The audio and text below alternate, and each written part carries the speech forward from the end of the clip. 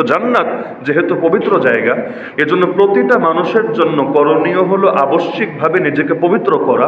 কারণ দুনিয়াতে যদি নিজেকে পবিত্র করে নেয় তাহলে অতি সহজেই জান্নাতে প্রবেশ করবে। আর যদি এটা না করে তাহলে আল্লাহ তাআলা জাহান্নামের আগুনে পুড়িয়ে পুড়িয়ে খাঁটি করে পবিত্র করে এরপর হয়তো তাকে জান্নাতে দেবেন।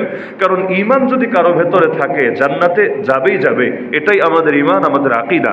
লেকিন যে ব্যক্তি ঈমানের সাথে দুনিয়াতেই নিজেকে সম্পূর্ণ পবিত্র করে যাবে, ডাইরেক্ট আল্লাহ তাকে জান্নাতে প্রবেশ করাবেন। কিন্তু যে নোংরা অবস্থায় যাবে, ওই আমার বাসায়ও কেউ নোংরা অবস্থায় আসলে আমি যেমন পানি এগিয়ে দেই, আমি যেমন তাকে ওই টিউবওয়েল কোথায় আছে দেখিয়ে দেই, ওখানে যাও, আগে কষ্ট করো, আগে নিজেকে পরিচ্ছন্ন করো, পরিষ্কার করো, এরপর তুমি ঘরে আসো। আল্লাহ রাব্বুল আলামিন এভাবে কিছুকালের জন্য বান্দাকে জাহান্নামে ফেলবেন। এজন্য জাহান্নামের শাস্তি সবার জন্য এক হবে না। কাফেরদের জন্য জাহান্নামের শাস্তি হবে পানিশমেন্ট প্রথম দিন থেকেই, কিন্তু মুমিনদের জন্য এটা হবে পবিত্র হওয়ার, নিজেকে পরিশুদ্ধ করার একটা উপায়।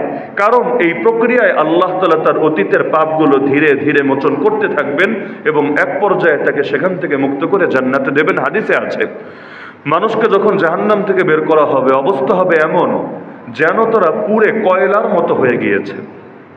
অবশেষে তাদেরকে সেখান থেকে বের করে একটা নহরের মধ্যে ফেলা হবে, যেই নহরকে বলা হয় নাহরুল হায়াত। হায়াত মানে তো বোঝেন জীবন, তাহলে আমরা অনুবাদ করতে পারি সঞ্জীবনী নদী বা সঞ্জীবনী নদ। এমন নদ নদী যেটার পানির মধ্যে শক্তি আছে, নতুন প্রাণ দান করে। ওই দুনিয়াতে যেমন মরা গাছও হঠাৎ পানি পেলে অনেক সময় দেখা যায় মৃত প্রায় ছিল, কিন্তু পানির বরকতে নতুন করে আবার সবুজ পাতা বের হতে শুরু করেছে।